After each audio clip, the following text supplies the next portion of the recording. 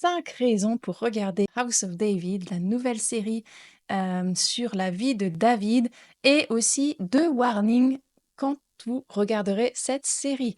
Donc je ne sais pas si vous avez vu, mais il y a cette nouvelle série qui est sortie sur Amazon, Vidéo et qui s'appelle House of David.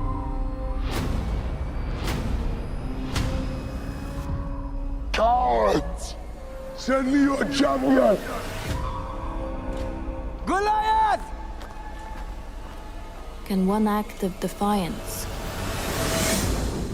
create the legend? Et donc elle nous parle de la vie de David. C'est un récit biblique qui nous parle de David qui est berger, un reclus dans sa vie, le dernier de sa famille et qui devient le roi d'Israël, un des plus connus d'ailleurs, de la Bible.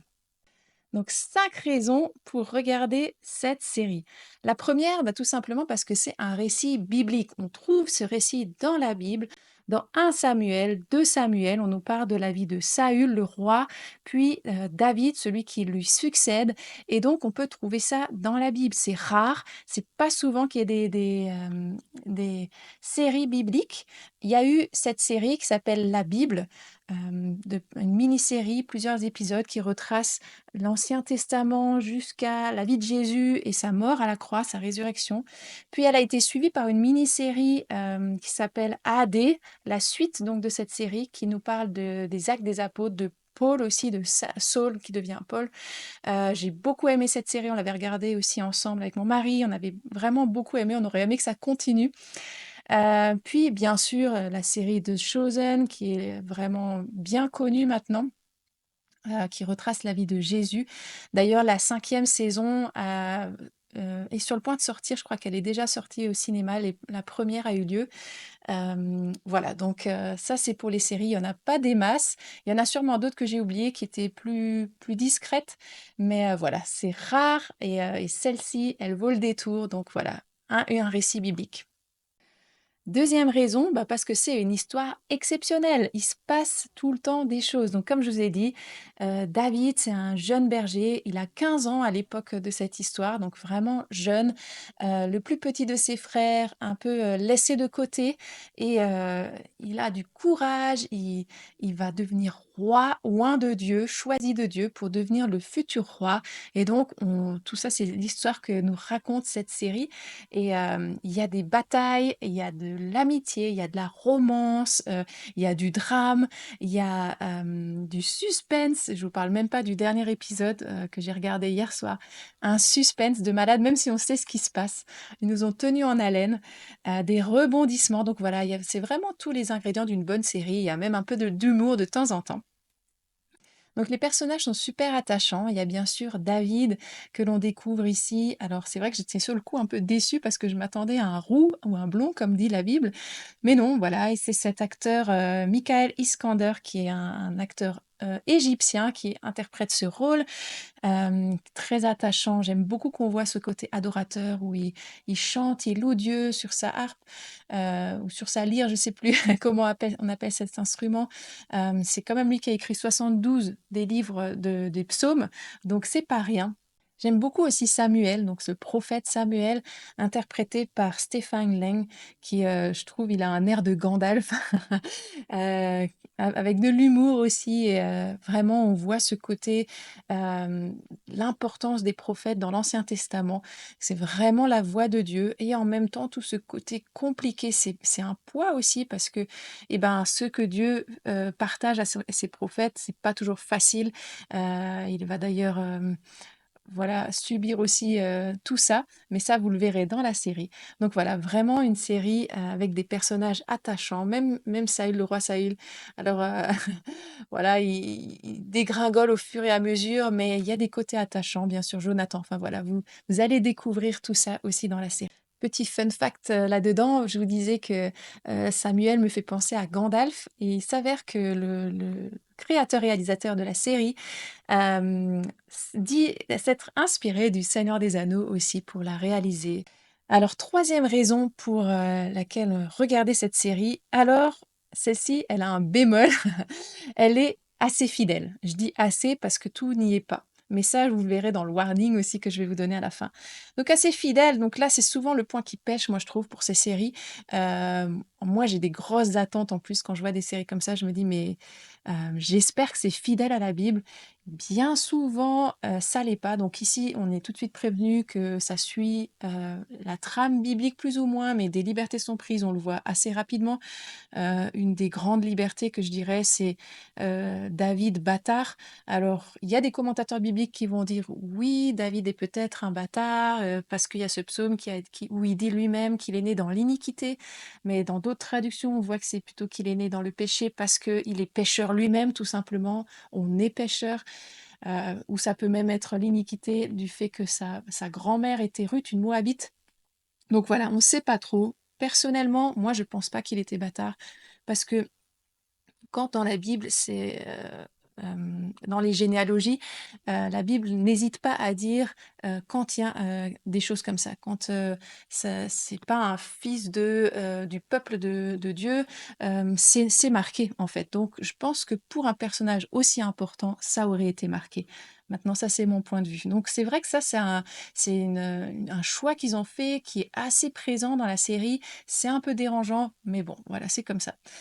Hem, il y a d'autres choses aussi qui sont moins fidèles comme, une présence très forte de la reine ouais, qui fait des choix alors que dans la Bible, on n'en parle pas du tout. Mais bon, on comprend que c'est pour l'histoire aussi. Doeg, donc celui-ci, dans la Bible, il est décrit comme, le chef des bergers, on le voit 2 fois. Ici, il a une place importante, c'est un peu le sorcier du roi, c'est un peu bizarre. Bon, voilà, ça c'est certaines choses. Il y a d'autres choses aussi, je me dis: «Pourquoi ils n'ont pas juste mis les 4 frères de Goliath? Pourquoi ils en ont mis que 3? Ça aurait été simple». Bon, voilà, c'est comme ça, mais globalement, je trouve, c'est quand même assez fidèle. Chronologiquement aussi parlant, c'est plutôt fidèle. On s'y retrouve et franchement, ça c'est vraiment pas mal. Une quatrième raison, selon moi, pour regarder cette série, The House of David, ce serait, que ça nous fait sortir notre Bible. Alors si vous êtes comme moi, vous allez voir ce genre de série, vous allez vouloir savoir si ça suit la Bible, si c'est fidèle et des fois, ça vous fait voir des choses: «Ah mais j'avais même pas capté ça dans la Bible, est-ce que c'est vraiment dedans?»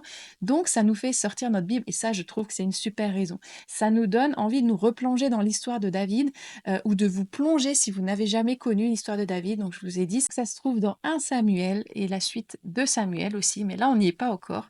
Et donc ça nous fait aussi parler de la Bible entre nous, puisque si on le regarde en couple, en famille, ou si on veut parler de la Bible avec des amis ou d'autres personnes, c'est très simple de parler d'une série d'Amazon. Donc ça, je trouve ça vraiment génial et je trouve que c'est une super bonne chose. Parce que c'est rare finalement qu'on ait des occasions de parler de la Bible. C'est rare que dans le monde, ouais, c'est vrai que la place de la Bible est assez minime, des histoires bibliques de Dieu en général, du christianisme. Donc je trouve ça vraiment chouette d'avoir cette opportunité avec ce genre de série, de pouvoir parler de la Bible. Et dernière raison, il y en aurait d'autres, mais ça, c'est celle que je vous donne aujourd'hui. Je trouve que c'est une série, de qualité. Il y a une belle réalisation.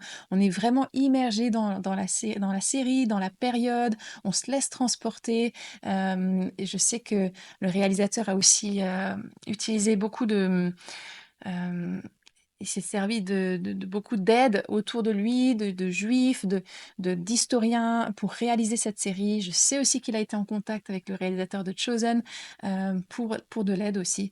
Donc voilà, 5 bonnes raisons pour regarder, cette série. Alors, pour en savoir plus aussi, il y a une série, en plus qui s'appelle Beyond House of David. Donc ça, c'est, dans les suppléments. Si vous allez dans Amazon Prime, vous pouvez voir les contenus supplémentaires. Il y a quelques épisodes, je crois que c'est pas fini et c'est vraiment sympa si vous voulez en savoir un peu plus sur l'envers de la série, sur aussi un côté plus biblique de tout ça, avec, un aspect plus contemporain, pour nous aujourd'hui plus concret. Et c'est dans ce documentaire d'ailleurs que j'ai découvert que donc le créateur de la série, le réalisateur John Erwin, c'est aussi celui qui a réalisé le film Jesus Revolution qui nous parle donc de ce mouvement, c'est une histoire vraie, un mouvement de réveil, qui s'est passé aux États-Unis qui s'appelle Jésus Révolution ou Jesus Revolution, dans les années 70. Et donc voilà, c'est le même. Et donc d'ailleurs, celui qui fait cette petite série documentaire, Greg Laurie, c'est le pasteur qui est un des personnages principaux de ce film. Donc c'est assez sympa. Alors, pour ceux qui veulent le savoir, la saison 2 est déjà prévue. Alors, à la base, Amazon en a commandé qu'une, mais en 2 semaines, c'est déjà passé la deuxième série la plus vue sur la plateforme. Là, j'ai vu en France, c'est la quatrième série la plus vue, donc c'est vraiment, vraiment pas mal. Donc, assez rapidement, Amazon en a commandé une autre. D'ailleurs, le réalisateur en a écrit 3, donc il espère pouvoir aller au bout, moi aussi. Donc, voilà.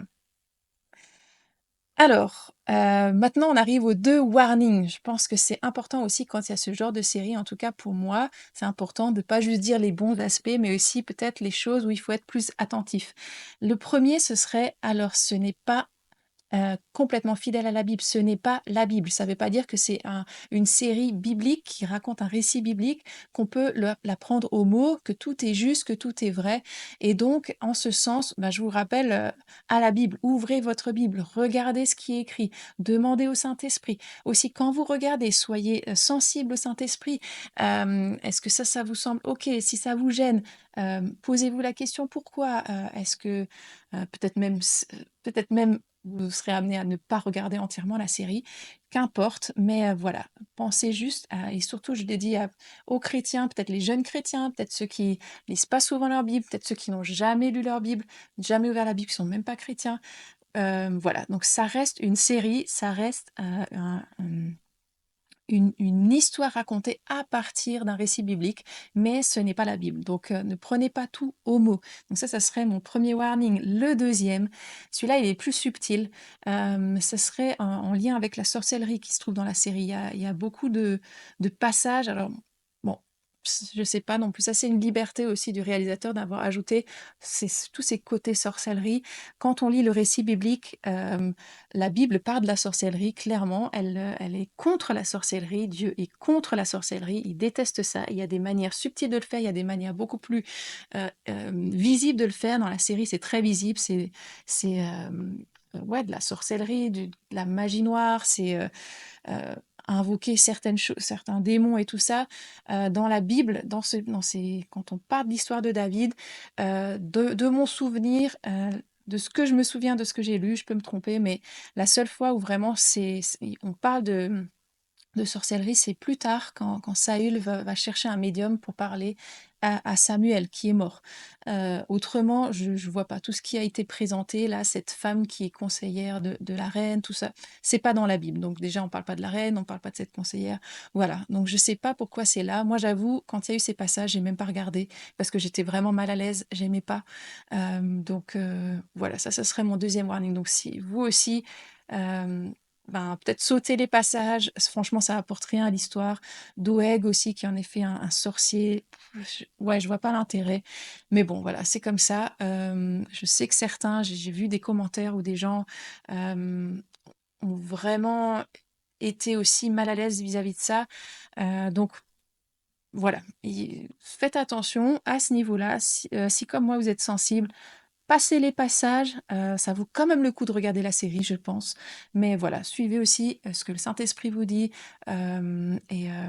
et si c'est trop, si ça vous gêne trop, bah, vous regardez pas et c'est tout. Et c'est pas grave, vous pouvez toujours lire l'histoire dans la Bible. Donc voilà, donc ces 5 raisons, ces 2 warnings, ces petites fun facts que je vous ai donnés pour, cette série House of David qui se trouve sur Amazon Prime, en ce moment même. Donc allez-y, c'est, 8 épisodes, première saison et puis la saison 2 arrivera plus tard. Dites-moi en commentaire ce que vous en pensez, si vous avez regardé la série, les autres séries chrétiennes, voilà, quel est votre ressenti sur tout ça? N'hésitez pas à commenter et salut!